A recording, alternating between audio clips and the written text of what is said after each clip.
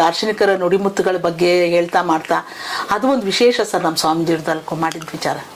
Jayalakshmi madam ಅವರು ಏನು ಹೇಳ್ತಾ ಇದ್ದಾರೆ, ಇದು ಅಕ್ಷರಶಃ ಪ್ರತ್ಯಕ್ಷವಾದ ವರದಿ, ಇದು ಪ್ರತ್ಯಕ್ಷ ವರದಿ. ಯಾಕೆಂದ್ರೆ ಅವ್ರು ಹೇಳ್ತಿರ್ತಕ್ಕಂಥದ್ದನ್ನು ನಾನು ಪುನರುಚ್ಚಾರ ಮಾಡ್ತಿರೋದಲ್ಲ, ನಾನು ಪ್ರತ್ಯಕ್ಷವಾಗಿ ನನ್ನ ಕಣ್ಣಾರೆ ಕಂಡಂತ ದೃಷ್ಟಾಂತ. ಅಲ್ಲಿದ್ದಂಥ ಒಂದು 60-70 ಮೆಟ್ಲುಗಳ ಬೆಟ್ಟದ ಬಂಡೆಯ ಮೇಲೆ ಇರತಕ್ಕಂಥ ಅವರ ಒಂದು ದೇವಸ್ಥಾನ ಅಂತ ಅಲ್ಲಿ ಏನು ಮಾಡಿದ್ದಾರೆ, ಆ ಪ್ರಕಾರದಲ್ಲಿ ಕೂತು ಎದ್ದು ಬಂದ ಸಂದರ್ಭದಲ್ಲಿ 105 ಜನ ಮಕ್ಕಳು ಅಲ್ಲಿ ಕೂತು ಆ ಪ್ರತಿಯೊಬ್ಬರಲ್ಲೂ ಒಂದೊಂದು ವಚನ, ಒಂದೊಂದು ತಿಪ್ಪದಿ, ಮತ್ತೊಂದು ಹೇಳಿಸ್ತಾರೆ ಅವರು. ಸ್ವಾಮೀಜಿಯವರು ರಿಪೀಟ್ ಆಗ್ತಾ ಇರಲಿಲ್ಲ. ಆ ಮಕ್ಕಳಿಗೆ ಆ ಹೇಳಿದ ಒಂದೊಂದು ವಚನದ ತಾತ್ಪರ್ಯವನ್ನ ಹೇಳಿಸ್ತಾ ಹೋಗ್ತಾ ಇದ್ರು. ನನಗೆ ಮಂತ್ರಗಳ ಉಚ್ಚಾರಣೆ ಎಷ್ಟು ಸ್ಪಷ್ಟವಾಗಿ ಆ ಮಕ್ಕಳು ಮಾತಾಡವು, ನನಗೆ ಖುಷಿಯಾಗೋಗ್ಬಿಟ್ಟು ಒಬ್ಬೊಬ್ಬ ವಿದ್ಯಾರ್ಥಿಯನ್ನು ಪರಿಚಯ ಮಾಡ್ಕೊಳ್ತಾ ಬಂದೆ. ನಾನು ಮಾಡ್ಕೊಳ್ತಾ ಬಂದಾಗ ನನಗೆ ಒಂದ್ಸರಿ ಸೆಕೆ ಕಿತ್ಕೊಂಡಂಗಾಯ್ತು. ಮಠ ಮಂದಿರ ಅಂತಂದ್ರೆ ಅದು ವನಕಲ್ಲು ಮಲ್ಲೇಶ್ವರ ಕ್ಷೇತ್ರ ಅಂತಂದಾಗ ಅಲ್ಲಿ ಯಾವುದೋ ಒಂದು ಇದಕ್ಕೆ ಸಂಬಂಧಿಸಿದ ಹಿನ್ನೆಲೆ ಇರತಕ್ಕಂಥ ಮಠನೇನೋ ಅಂತ ನಾವು ಅಂದ್ಕೊಂಡ್ರೆ ಅಲ್ಲ. ನನಗೆ ರೋಮಾಂಚನ ಆಗಿದ್ದೇನಪ್ಪ ಅಂತಂದ್ರೆ 105 ಜನ ಮಕ್ಕಳಲ್ಲಿ ಅದ್ಭುತವಾಗಿ ವಚನವನ್ನ ಹೇಳಿದ 2 ಮಕ್ಕಳನ್ನ ಕರೆದು ವಿಭೂತಿ ಇಟ್ಕೊಂಡಿದ್ದಾರೆ. ನಾನು ಬೆನ್ನ ಮೇಲೆ ಕೈ ಇಟ್ಟುಬಿಟ್ಟು ಮಾತಾಡಿಸ್ತಾ ಇದ್ದಾಗ, ಏನೋ ನಿನ್ನ ಹೆಸರು ಅಂದ್ರೆ, ನನ್ನ ಹೆಸರು ರಫೀಕ್ ಅಂದ. ಇನ್ನೊಬ್ಬ ನನ್ನ ಹೆಸರು ಅಬ್ದುಲ್ಲಾ ಅಂತ. ನನಗೆ ಮೈಯೆಲ್ಲ ನರ್ವಸ್ ಸ್ಟಾರ್ಟ್ ಆಗ್ಬಿಡ್ತು. ಏನಪ್ಪ ಇದು, ಏನಿದು ಅಲ್ಲೇ ರಫೀಕ್ ಏನೋ ಅಬ್ದುಲ್ಲಾನೇನೋ ಇದೇನೋ ಇದು ಅಂತಂದ್ರೆ, ನೀವು ಮುಸ್ಲಿಮ್ಸ್ ಏನಪ್ಪ? ಹೌದು ಮುಸ್ಲಿಮ್ಸು. ಬುದ್ಧಿಯವರು ಸ್ವಾಮೀಜಿಯವರು ನಮ್ಗೆ ಇವೆಲ್ಲ ಹೇಳ್ಕೊಟ್ಟಿದ್ದಾರೆ, ಕಲಿತೀವಿ. ಅವ್ರಿಗೆ ಅವರ ಧಾರ್ಮಿಕ ಸ್ವಾತಂತ್ರ್ಯಕ್ಕೆ ಧಕ್ಕೆ ತರದೆ ಅವರವರ ಧರ್ಮದ ಇದನ್ನು ಅವರು ಫಾಲೋ ಮಾಡ್ತಾ ಎಲ್ಲ ದಾರ್ಶನಿಕರು ಹೇಳಿದಂತಹ ವಿಚಾರಗಳನ್ನ ಮನನ ಮಾಡಿಕೊಂಡು ಈ ವಿದ್ಯೆ ಯಾವನು ಕಲಿತಾನೋ ಅವನು ಸಮಾಜದಲ್ಲಿ ಒಳ್ಳೆ ವ್ಯಕ್ತಿಯಾಗಿ ಹೊರಗಡೆ ಬರೋದಕ್ಕೆ ದಾರಿಯಾಗತ್ತೆ. ಸಾಮರಸ್ಯ ತುಂಬಿ ತುಳುಕತ್ತೆ. ಈ ವೈಷಮ್ಯ, ಕೋಮು ವೈಷಮ್ಯಗಳು ಇಲ್ಲದಂಗಾಗತ್ತೆ. ಅಂತ ಕೋಮು ವೈಷಮ್ಯಗಳು ಇಲ್ಲದ ಹಾಗೆ ಜನಗಳಲ್ಲಿ ವಿಶಾಲತೆಯ ಬೀಜವನ್ನ ಬಿತ್ತಿದ ಮಠ ಅಂತೇನಾದರೂ ಇದ್ದೆ ಅದು ವನಕಲ್ಲು ಮಲ್ಲೇಶ್ವರ. ನಿಜ ಸರ್. ಮತ್ತೆ ಇನ್ನೊಂದು ತಮಾಷೆ ಸರ್, ನಾನು ಸರ್ ಏನ್ ಸ್ವಾಮೀಜಿ ಇದು ಮುಸ್ಲಿಂ ಮಕ್ಕಳಿಗೆ ಹೇಳ್ಕೊಡ್ತಿದ್ದೀರಲ್ಲ, ಮುಸ್ಲಿಂ ಮಕ್ಕಳು ಸೇರಿಸ್ಕೊಂಡಿದ್ದಿರಲ್ಲ ಮಠಕ್ಕೆ ಅಂದ್ರೆ, ನಾವು ಜನ್ಮದಲ್ಲಿ ಮುಸಲ್ಮಾನ್ರೆ ಆಗಿದ್ರು ಸುಮ್ಮನೆ ಇರ್ರಿ ಮೇಡಮ್ ಅವರೇ ಇದ್ರು, ನಾನು ತಮಾಷೆಗೆ ಹೇಳ್ತಿದ್ದಾರೆ ಅಂತ ಅನ್ಕೊಂಡ್ಬಿಟ್ಟೆ. ಒಂದ್ಸರಿ ನಾವೇನ್ ಮಾಡಿದ್ವಿ, ಮುನಿರಾಬಾದ್ಗೆ ಹೋದ್ವಿ. ಅಲ್ಲಿ ಒಂದು ಕಾರ್ಯಕ್ರಮ ಇತ್ತು. ಸ್ವಾಮೀಜಿರು ಇದ್ದಕ್ಕಿದ್ದಂಗೆ ಅವ್ರ ಗುರುಗಳು ಕಾರ್ ತಗೊಂಡು ಹೋಗ್ಬಿಟ್ಟಿದ್ದಾರೆ. ಆಮೇಲೆ ಏನ್ರಿ ನಿಮ್ ಗುರುಗಳು ಎಲ್ರಿ ಕಾಣಿಸ್ತಾ ಇಲ್ಲ ಅಂತ ನಮ್ಮನ್ನ ಕೇಳಿದ್ರು, ಅಲ್ಲಿ ಅವ್ರ ಗುರುಗಳು. ಆಗ ನಾನು ಅಂದು ಗೊತ್ತಿಲ್ಲ ಸ್ವಾಮೀಜಿ, ನಮ್ಮನ್ನೆಲ್ಲ ಇಲ್ಲಿ ಬಿಟ್ರು ಎಲ್ಲೋರ ಗೊತ್ತಿಲ್ಲ ಅಂತ. ನಾವು ಮಂಗಳಮ್ಮ ಇನ್ನೂ ಎಷ್ಟೊಂದು ಜನ ಎಲ್ಲ ಹೋಗಿದ್ದೀವಿ ಮಠದಿಂದ, ಒಂದಷ್ಟು ಜನ ಭಕ್ತರು. ಆಮೇಲೆ ಸ್ವಾಮೀಜಿ ಎಷ್ಟೋ ಹೊತ್ತಾದ್ಮೇಲೆ ಕಾರ್ ತಗೊಂಡ್ ಬಂದ್ರು. ಅವ್ರ ಗುರುಗಳು ಅವ್ನು ಬೈಯಕ್ ಶುರು ಮಾಡ್ಬಿಟ್ರು. ನೀವು ಕಲ್ತಿದ್ದೀರೇನ್ರಿ ಕಾರು, ಯಾಕೆ ಎತ್ಕೊಂಡು ಹೋದ್ರೆ, ಹೆಚ್ಚು ಕಡಿಮೆ ಆಗಿದ್ರೆ ಅಂತ. ನಾವು ಹೋದ ಜನ್ಮದಲ್ಲಿ ಮುಸಲ್ಮಾನರಾಗಿ ಎಲ್ಲ ಪಾರ್ಟ್ಸ್ಗಳನ್ನೆಲ್ಲ, ಡ್ರೈವಿಂಗ್ಗಳೆಲ್ಲ ರಿಪೇರಿಗಳನ್ನೆಲ್ಲ ಕಲ್ತಿರೋರೇನೆ ಸ್ವಾಮೀಜಿ ಬೈಕಂತಾರೆ ನಡೀರಿ ಅಂತ ನಮ್ಮ ಕಡೆ ಹೇಳ್ಕೊಂಡು ಈ ಕಡೆ ಬಂದ್ರು.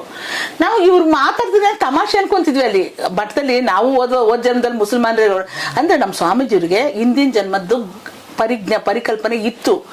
ಕೆಲವು ಯೋಗಿಗಳಿಗೆ ಹಿಂದಿನ ಜನ್ಮದ್ದು ಇದಿರುತ್ತಂತೆ, ಆ ಒಂದು ಜ್ಞಾನ ಇರುತ್ತಂತೆ. ನಮ್ಮ ಸ್ವಾಮೀಜಿರ್ಗಿತ್ತ ಅಂತ ನನಗೆ ಅನ್ಸುತ್ತೆ ಸರ್, ನಿಜವಾಗ್ಲು. ನಿಜ. ಇದು ದೊಡ್ಡ ಸಬ್ಜೆಕ್ಟ್ ಇದು. ಅದು ನೀವು ಹೇಳ್ತಾ ಇದ್ದೀರಾ, ಯೋಗದಿಂದ ಆರೋಗ್ಯ ಎಲ್ಲ ವಿಚಾರಗಳನ್ನು ಕೂಡ ಅವರು ಮನನ ಮಾಡ್ಕೊಂಡಿದ್ದಂಥವ್ರು. ಆ ಸುತ್ತಮುತ್ತಲ ವನಕಲ್ಲು ಮಲ್ಲೇಶ್ವರ ಕ್ಷೇತ್ರದ ಸುತ್ತಮುತ್ತ ಬರತಕ್ಕಂಥ 10 ಹಳ್ಳಿಗಳ ಜನ ಯಾರು ಆಸ್ಪತ್ರೆಗಳಿಗೆ ಹೋದ ಉದಾಹರಣೆಗಳೇ ಇಲ್ಲ. ಏನೇ ಸಮಸ್ಯೆ ಆದಾಗ ಬುದ್ಧಿಯವರ ಹತ್ರ ಬರೋಣ, ಬುದ್ಧಿಯವರ ಹತ್ರ ಔಷಧಿ ತಗೊಂಬರೋಣ ಅಂತ ಎಲ್ಲ ಆಸ್ಪತ್ರೆಗೆ ಹೋಗೋ ಜನ ಮಠಕ್ಕೆ ಬಂದು ಸ್ವಾಮೀಜಿಯವರು ಕೊಡ್ತಿದ್ದಂತಹ ಗಿಡಮೂಲಿಕೆಗಳ ಔಷಧಿಗಳನ್ನು ತಗೊಂಡು ತಮ್ಮ ಕಾಯಿಲೆಯನ್ನು ಗುಣಪಡಿಸ್ಕೊಂಡು ಹೋಗ್ತಾ ಇದ್ರು. ಅವರ ಕೈಗುಣ ಅಷ್ಟೇ ಕರೆಕ್ಟ್ ಆಗಿತ್ತು. ಅದಕ್ಕೆ ಪ್ರತ್ಯಕ್ಷ ಉದಾಹರಣೆ, ರಾಜ್ಯದ ಮೂಲೆಗಳಿಂದ ಬಂದು ಇವತ್ತು ಡಸ್ಟ್ ಅಲರ್ಜಿಗೆ ತಗೊಂಡು ಹೋಗ್ತಿರೋ ಔಷಧಿ ಬುಡ ಸಮೇತ ವಾಸಿ ಆಗ್ತಿರೋದೇ ಸ್ಪಷ್ಟ ನಿದರ್ಶನ. ಇದಕ್ಕೆ ಸಾವಿರಾರು ಜನ, ನಾನೇನು ಆ ಒಂದು ಕಾರ್ಯಕ್ರಮಕ್ಕೆ ಪರಿಚಯಿಸಿ ಔಷಧಿಗಳನ್ನ ಕೊಡಿಸಿದೀನಿ, ಗುಣಮುಖ ಹೊಂದಿರತಕ್ಕಂಥವ್ರು ಸಾವಿರಾರು ಜನ ಇವತ್ತು ಆ ಸ್ವಾಮೀಜಿಗಳಿಗೆ ಋಣಿಗಳಾಗಿದ್ದಾರೆ. ಇವತ್ತು ಅವರ ಮುಖಾಂತರ ನಮ್ಮನ್ನೆಲ್ಲ ಗುರುತಿಸೋ ಲೆವೆಲ್ಗೆ ಇವತ್ತು ಬಂದಿದ್ದೀವಿ. ಇದಕ್ಕೊಂದು ವಿಷಯ ನನ್ನ ಜ್ಞಾಪಕಕ್ಕೆ ಬರ್ತದೆ ಸರ್. ಈ ಏನು ಈ ಚಿಕಿತ್ಸೆ ಇದೆ, ನಾಟಿ ವಾದ್ಯ, ಅದಕ್ಕೇನಂತ ಹೇಳ್ತೀವಿ ನಾವು, ಅವ್ರು ಕೊಡ್ತಾ ಇದ್ದಕ್ಕೆ ವನಸ್ಪತಿ ಆಯುರ್ವೇದ, ಕರೆಕ್ಟ್, ಆಯುರ್ವೇದದ ಔಷಧಿ. ಇದು ಒಬ್ರು ಡೈರೆಕ್ಟರ್ ಹನುಮಂತಪ್ಪ ಅಂತೇಳಿ ಈ ಮೆಜೆಸ್ಟಿಕ್ ಮೇಲ್ಗಡೆ ಅದು ಹಾಸ್ಪಿಟಲ್ ಇದೆ, ಬ್ರಿಡ್ಜ್ ಮೇಲೆ ಅದು ದೊಡ್ಡದು ಅದ್ರದ್ದೊಂದು ಸಂಸ್ಥೆ ಇದೆ. ಅಲ್ಲಿ ಕರ್ಕೊಂಡೋಗಿ ನನ್ನನ್ನ ಅಂತ ಕೇಳಿದ್ರು ಸ್ವಾಮೀಜಿಯವರು. ಯಾಕೆ ಸ್ವಾಮೀಜಿ ಅಂತ ಕೇಳಿದೆ ನಾನು. ಅಲ್ಲಿ ನಮ್ಗೆ ಒಂದು ಚೂರು ಏನೋ ರಿಜಿಸ್ಟರ್ ನಂಬರ್ ತಗೋಬೇಕು, ಅಲ್ಲೊಂದು ನಂಬರ್ ತಗೊಂಡು ಆ ನಂಬರ್ ಹಾಕ್ಬೇಕಂತೆ, ಹಾಗೆ ಔಷಧಿ ಕೊಡಬಾರ್ದಂತೆ ಅಂತ. ಆಮೇಲೆ ಆಯ್ ಸ್ವಾಮೀಜಿ ನನ್ಗೆ ಅವ್ರ ಪರಿಚಯ ಇದ್ದಾರೆ, ಹನುಮಂತಪ್ಪ ಅಂತ ಹೇಳ್ಬಿಟ್ಟು ಅವರು ನನ್ಗೆ ಪರಿಚಯ ಇದ್ದಾರೆ, ರಿಜಿಸ್ಟ್ರಾರ್ ಡೈರೆಕ್ಟ್ರು, ಹೋಗೋಣ ಬನ್ನಿ ಅಂತೇಳಿ. ಅವರು ನಮ್ಗೆ ಗವರ್ನರ್ ಆಫೀಸ್ನಲ್ಲಿ ಕೆಲ್ಸಕ್ಕಿದ್ರು. ಅವರೇ ಇವಾಗ ಅಲ್ಲಿ ಡೈರೆಕ್ಟರ್ ಆಗಿದ್ದಾರೆ ಅಂತ ನಂಗೆ ಗೊತ್ತಿತ್ತು. ನಾನು ಗವರ್ನರ್ ಆಫೀಸ್ನಲ್ಲಿ ಕೆಲಸ ಮಾಡ್ತಿದ್ದೆ, ಅವ್ರ ಹತ್ರ ಒಂದೇ ಕ್ಯಾಂಪಸಲ್ಲಿ ವರ್ಕ್ ಮಾಡ್ತಿದ್ದೆ, ಚೆನ್ನಾಗಿ ಪರಿಚಯ. ಹೋದೆ. ಆಮೇಲೆ ಅವರು ನೋಡ್ಬಿಟ್ಟು ಬನ್ನಿ ಏನ್ರಿ ರಾಜಮೋಹನ್ ಮೇಡಮ್ನವ್ರು ಬಂದ್ಬಿಟ್ಟಿದ್ದೀರಿ ಅಂತ ಅಂದ್ರು. ಕೂರ್ಸ್ಕೊಂಡು ನಮ್ಮ ಸ್ವಾಮೀಜಿರ್ ಪರಿಚಯ ಮಾಡಿಕೊಟ್ಟೆ. ಹಿಂಗೆ ಸ್ವಾಮೀಜಿ ಹಿಂಗೆ ಔಷಧಿ ಕೊಡ್ತಾರೆ ಹೊರಗಡೆ ಎಲ್ಲ ಅಕ್ಕಪಕ್ಕ ಹಳ್ಳಿಯವ್ರಿಗೆಲ್ಲ, ಅವ್ರಿಗೇನೋ ನಿಮ್ಮ ಹತ್ರ ಮಾತಾಡ್ಬೇಕಂತೆ ಅಂತ ಪರಿಚಯ ಮಾಡಿಸ್ಕೊಟ್ಟೆ.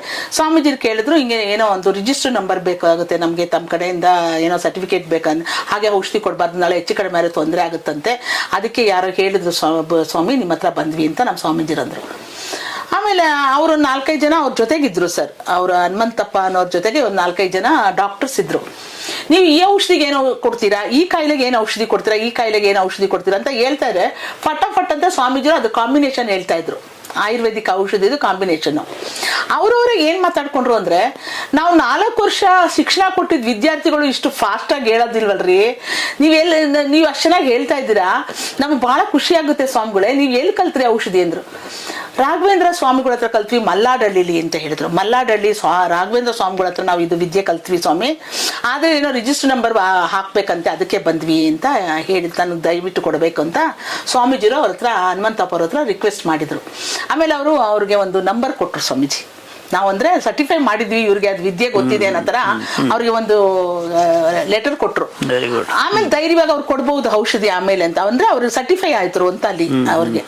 ಇದು ಒಂದು ನನಗೆ ಜ್ಞಾಪಕ ಬಂತು ನೀವು ಹೇಳಿದಾಗ ಸರ್. ತುಂಬಾ ಒಳ್ಳೆ ಮಾಹಿತಿಯನ್ನ ಇವತ್ತು ಚಾನಲ್ ಮುಖಾಂತರ ಸಾರ್ವಜನಿಕರಿಗೆ ಇವತ್ತು ಕೊಡ್ಬೇಕಾದ ಅತ್ಯುತ್ತಮವಾದ ಮಾಹಿತಿ ಇದು. ಇದು ನಿಜಕ್ಕೂ ಕೂಡ ಒಪ್ಕೊಳ್ಳತಕ್ಕಂಥದ್ದು. ಯಾಕೆಂತಂದ್ರೆ ಅಧಿಕೃತವಾಗಿ ಅವ್ರು ಕೊಡ್ತಕ್ಕಂಥ ಔಷಧಿಗೆ ಒಂದು ಅಧಿಕೃತವಾದ ಪರವಾನಗಿ ಸಿಕ್ಕದಂಗೆ, ಪರ್ಮಿಷನ್ ಸಿಕ್ಕದಂಗೆ ತುಂಬಾ ಒಳ್ಳೆ ಕೆಲಸ ಮಾಡಿದ್ರು. ಒಳ್ಳೆ ಕೆಲಸ ಅದು. ಹೌದು. ಇಷ್ಟು ಸರ್ ನಮ್ಮ ಸ್ವಾಮೀಜಿರ ಬಗ್ಗೆ. ಅದೇ ಈಗ ನಾವು ಏನಂತಂದ್ರೆ ಸ್ವಾಮೀಜಿರ್ ನಾವು ಕಳ್ಕೊಂಡು ಇಷ್ಟು ವರ್ಷ ಆದ್ರೂ ಅವ್ರ ಆತ್ಮೀಯವಾಗಿ ನಮ್ಮ ಜೊತೆಲಿ ಇದ್ದಾರೆ, ನಮ್ಗೆಲ್ಲ ಮಾರ್ಗದರ್ಶಕರಾಗಿದ್ದಾರೆ. ಅವ್ರು ಏನ್ ಕೊಟ್ಟಿದ್ರು ನಮ್ಗೆ ಜ್ಞಾನದ ಬೆಳಕು, ಅದ್ ನಮ್ಗೆ ದಾರಿಗೆ ಬೆಳಕಾಗಿದೆ.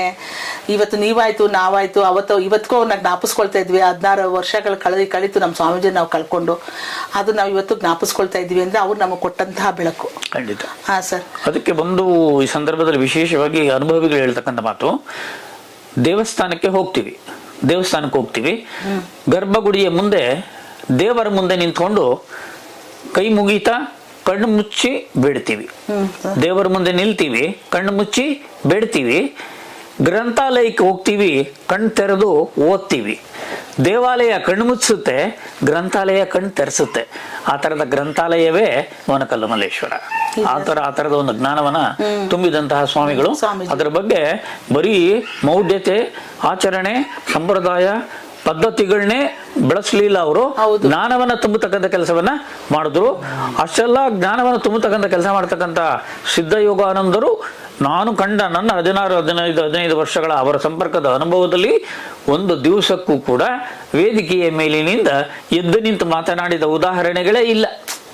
ಬೇಡ, ನೀವಿದ್ದೀರಾ, ನೀವು ಮಾತಾಡಿ, ನೀವ್ ಹೇಳಿ ಅಂತಾನೇ ಮಾಡ್ಕೊಂಡು ಬಂದ್ರೆ ಹೊರತು ಒಂದು ದಿವಸಕ್ಕೂ ಪಾಪ ಅವರು ಪ್ರಚಾರಕ್ಕೆ ಹೋಗ್ಲಿಲ್ಲ. ಎಷ್ಟೆಲ್ಲ ಕಾರ್ಯಕ್ರಮ ಮಾಡ್ತಾ ಇದ್ರು, ಮೀಡಿಯಾದವ್ರಿಗೆ ಬರಕ್ ಬಿಡ್ತಾ ಇರ್ಲಿಲ್ಲ.